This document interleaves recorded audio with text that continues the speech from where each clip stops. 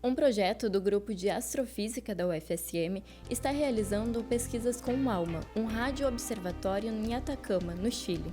4 estudantes do programa de pós-graduação em Física, junto de um docente, vão observar 5 galáxias, com o objetivo de estudar o gás molecular frio, em trabalhos que acontecem no Brasil e na Europa. Hoje nós conversamos com 2 desses estudantes que ainda estão em Santa Maria, a mestranda Maitê de Melos e o doutorando Lucas Ramos Vieira.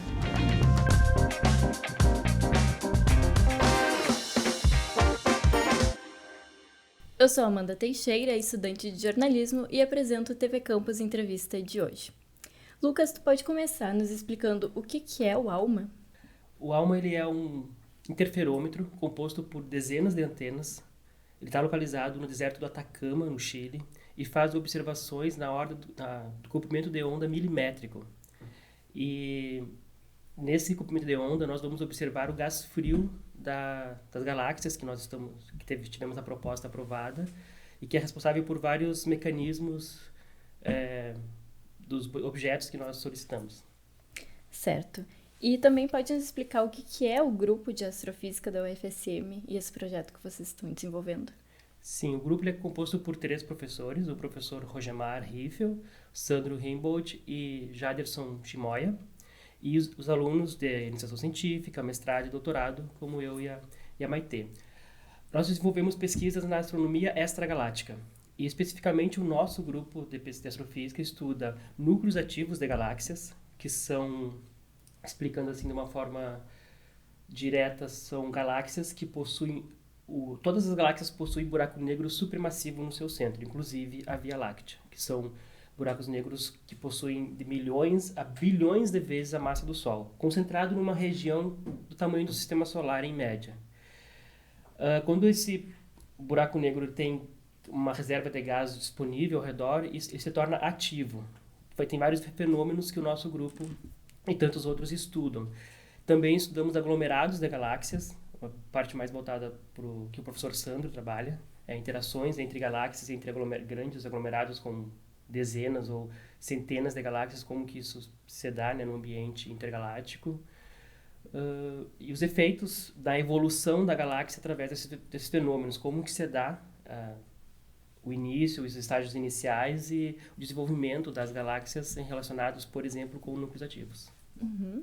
Maite, pode explicar um pouquinho também da tua participação no grupo?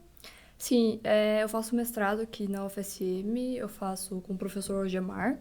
Atualmente eu estudo uma galáxia que foi observada pelo James Webb, uma galáxia ativa, então ela tem um buraco negro supermassivo em seu centro e ela está acretando matéria.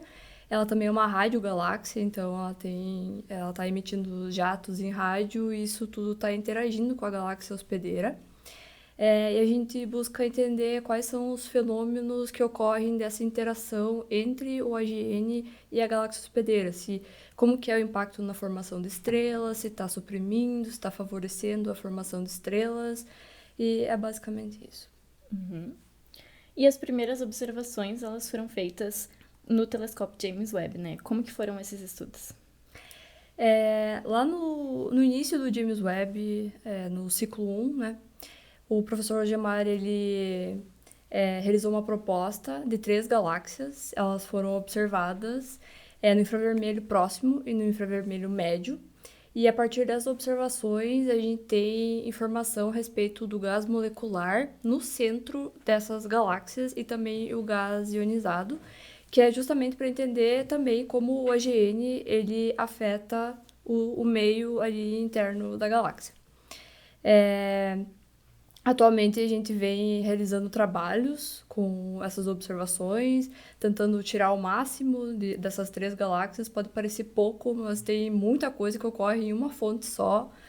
Então a gente já realizou trabalho a respeito do gás que é ejetado do núcleo da galáxia, tanto no infravermelho próximo quanto no médio. A gente também está buscando entender como ocorre a excitação do hidrogênio molecular nessas galáxias, com as observações do James Webb. Vocês podem explicar para quem está nos assistindo o que é o gás molecular? É um gás formado de moléculas, principalmente o gás hidrogênio molecular, que é o mais abundante. e também, por exemplo, o monóxido de carbono, que é o segundo mais abundante. No infravermelho, a gente tem observação, a gente tem como detectar o hidrogênio diretamente. Mas, por exemplo, com o ALMA, a gente não tem como determinar o hidrogênio. A gente tem como observar o monóxido de carbono, que é também uma molécula, né? E é o segundo mais abundante, então, a partir da observação do monóxido de carbono, a gente tem como ter uma medida, inferir indiretamente quanto de hidrogênio molecular tem na galáxia. Só para complementar, a pesquisa ela, relacionada aos dados do ALMA agora, do James Webb e também do Gemini, elas começaram dentro desse projeto Guarda-Chuva, que o apelido é BA, bem bairrista, né? E que começou com o trabalho do professor Rogemar em 2020, onde ele selecionou 8 galáxias que têm excesso de hidrogênio molecular.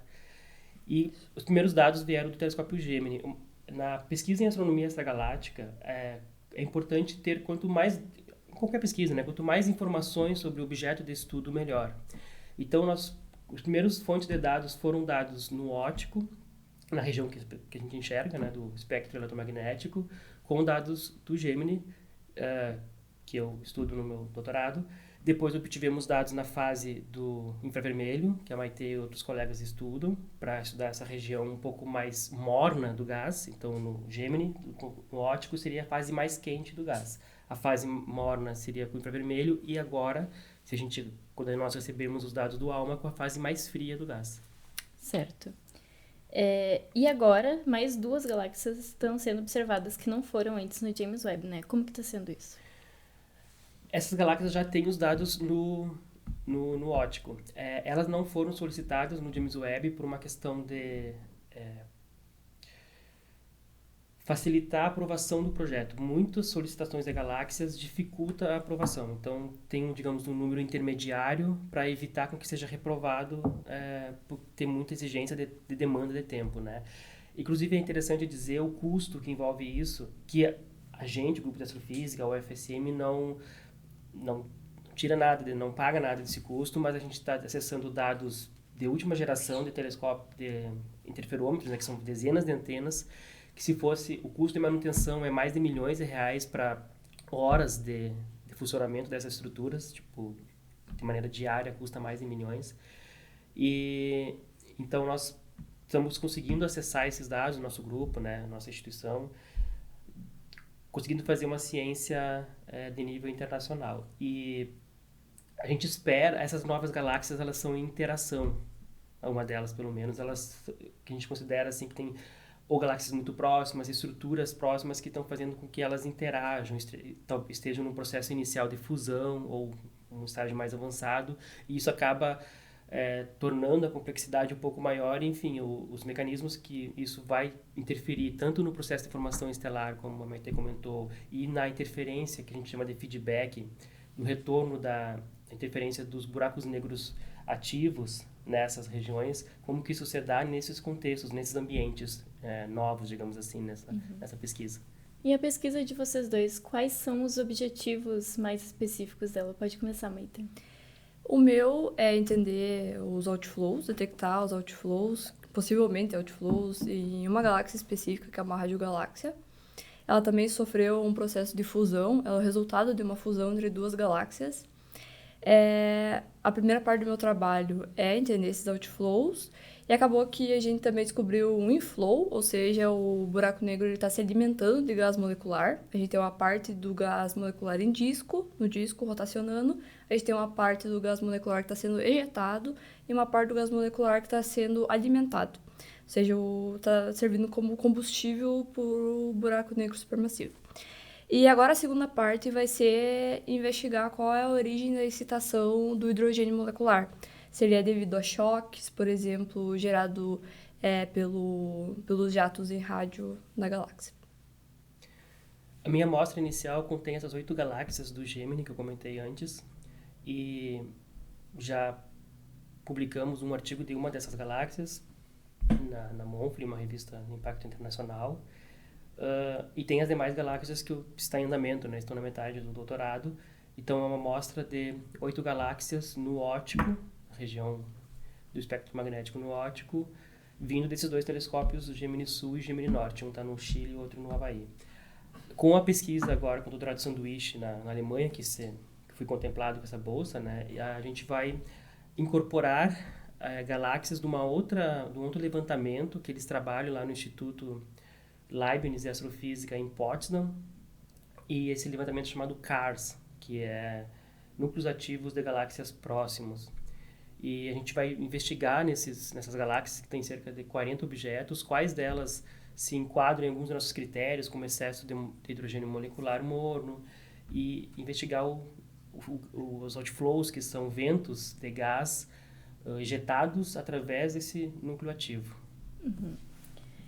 E tu já comentou um pouquinho, Lucas, mas como que essa parceria com o ALMA está contribuindo para a pesquisa de vocês? Ela é o quebra-cabeça, digamos assim, a peça do quebra-cabeça que estava faltando para fechar esses diferentes... A gente fala de múltiplas fases do gás, né, e múltiplas bandas de observação. Tem do visível, com gás quente, do infravermelho, gás morno, e agora com gás mais frio com o ALMA. Então essa peça fundamental que ainda falta para a gente, porque com o gás mais frio pode ser que tenha estruturas mais energéticas que eventualmente tenham efeitos na galáxias mais intensos do que os que a gente já analisou. Então isso é algo então pode ser algo bastante importante nessa pesquisa. E também é no gás molecular frio que as estrelas se formam. Então, a gente vai ter como medir diretamente se o agente está impactando na formação de estrelas. E como que vocês chegaram nesses objetos de estudo? Como que escolheram essas galáxias para estudar? São basicamente 3 critérios. Primeiro, que são galáxias próximas, que a gente fala um redshift menor do que 0,1. Isso é uma centena de milhões de anos-luz. Astronomicamente, isso é próximo no universo local. Então, tem esse corte no redshift. Tem uma razão entre H2 e pH, que significa que daí que nós tiramos essa informação do excesso de hidrogênio molecular. Quando a gente compara o hidrogênio molecular em galáxias que possuem AGN, núcleos ativos, né, com galáxias que não possuem AGN, você percebe que as que possuem AGN, em média, têm 5 vezes mais hidrogênio molecular. Então tem essa questão do excesso do hidrogênio molecular nessas galáxias, e também que tem traçadores que indicam elevados valores de choques. O outflow, quando ele está atuando, esses ventos de gás se expandindo na galáxia, eles podem gerar zonas turbulentas de choques ao seu redor. Então, nós também percebemos nos traçadores que existem altos valores de choque. Então, de 115 galáxias, depois de uma correlação de cruzada, das 115 tiramos cerca das possuem mais valores nesses parâmetros. E daí tiramos as 8 galáxias que eu comentei antes. Basicamente isso. É algo bem específico, assim, da área, tá? Sim. E tem outros estudantes do grupo que também já estão na Europa estudando. O que está sendo pesquisado aqui na UFSM e o que está sendo pesquisado em países da Europa? Tem o Gabriel e o Henrique, que estão lá no Instituto, no CAB, Centro de Astrobiologia, que fica em Madrid, na Espanha. O professor Rogemar também está lá. Num outro projeto, porque eu e o colega Greik vamos para a Alemanha numa chamada bilateral Probral, o nome do edital. Já esses outros 2 colegas foi por um outro edital, que eles estão terminando já o período deles lá, já estão retornando para o Brasil. Outros institutos permitem, por exemplo, acesso a dados que a gente não tem no Brasil por diversos fatores, investimento, porque muitos desses grandes projetos envolvem colaborações de vários países, esses telescópios, missões espaciais, James Webb, e a gente conseguindo acessar outros ambientes na Europa, por exemplo, eles às vezes têm acesso a dados que nós não temos por uma questão geográfica mesmo, né? E além essa internacionalização do grupo. Também é bem análogo ao que a gente faz aqui. Uhum. Isso mostra que nosso grupo e nosso programa de pós-graduação está bem inserido nesse contexto internacional, né? Então, nós acabamos já tendo, durante o programa,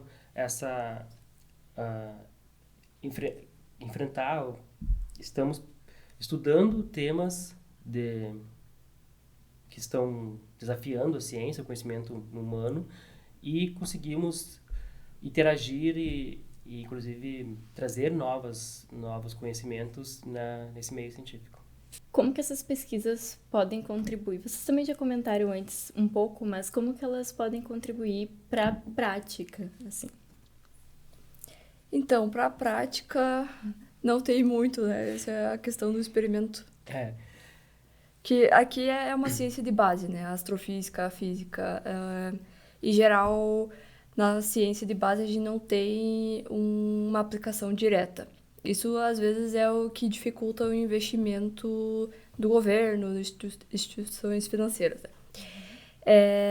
No caso, muitas das ciências base, muito do que se faz na ciência básica, nunca vem como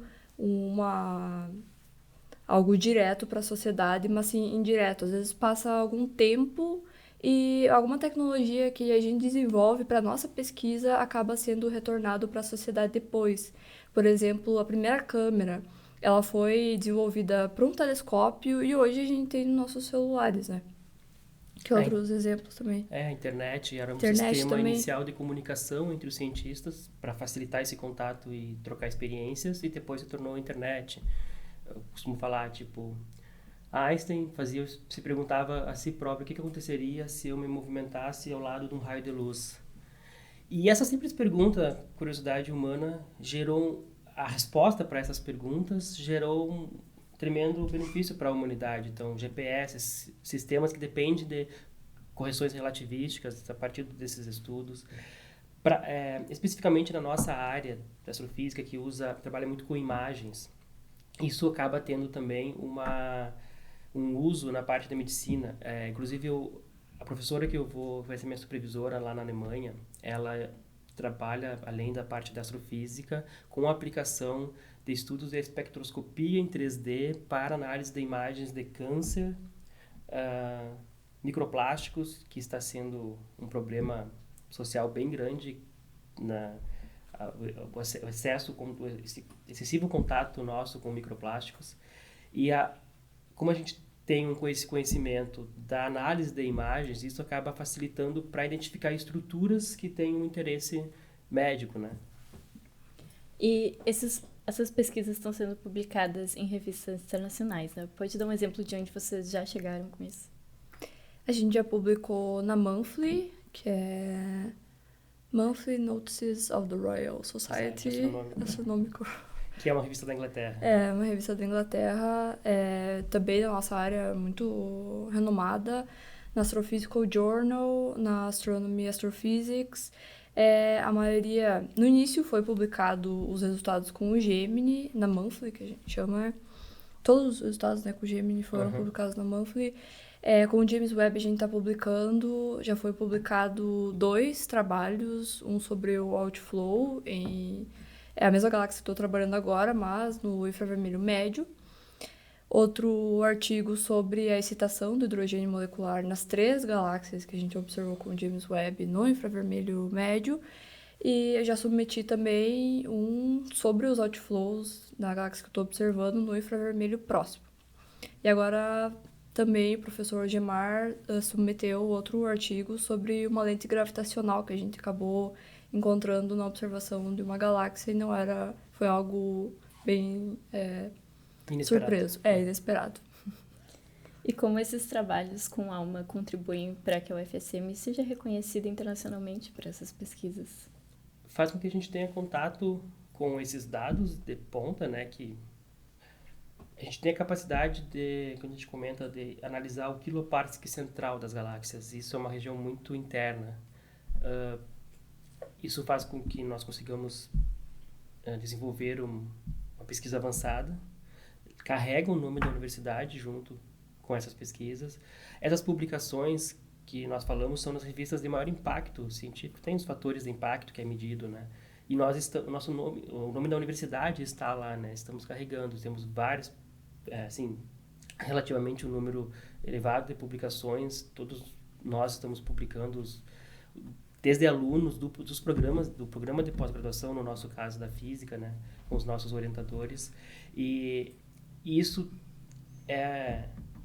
é uma grande É uma tarefa. medida de qualidade da nossa pesquisa que a gente faz aqui, né, no programa de pós-graduação. Vale comentar que tem custos nessas publicações que a gente solicita isenções.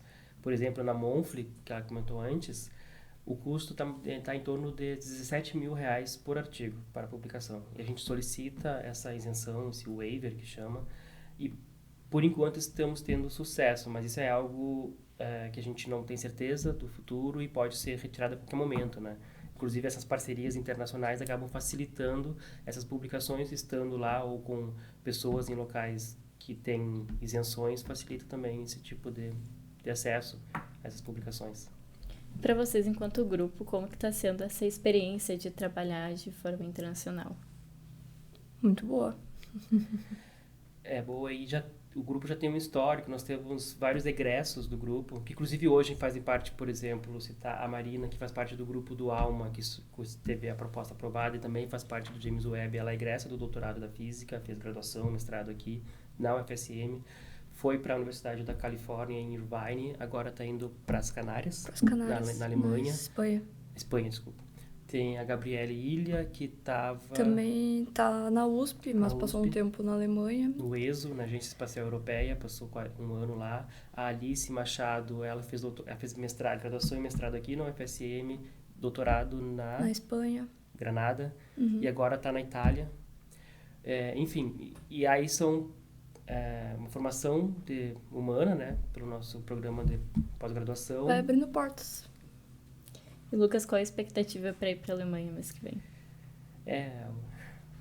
Coração na mão, né? De conhecer o instituto, as pessoas, trocar ideias com os professores, pesquisadores lá. É uma nova realidade, né? Próximo de Berlim, um grande centro. Mas são boas perspectivas.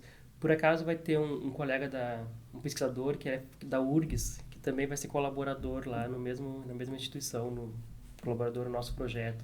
Isso talvez vai dar um pouco mais de contato brasileiro lá. Mas as perspectivas são melhores. Muito obrigada, Lucas e Maitê, por compartilharem as experiências de vocês aqui. O TV Campus Entrevista de hoje fica por aqui.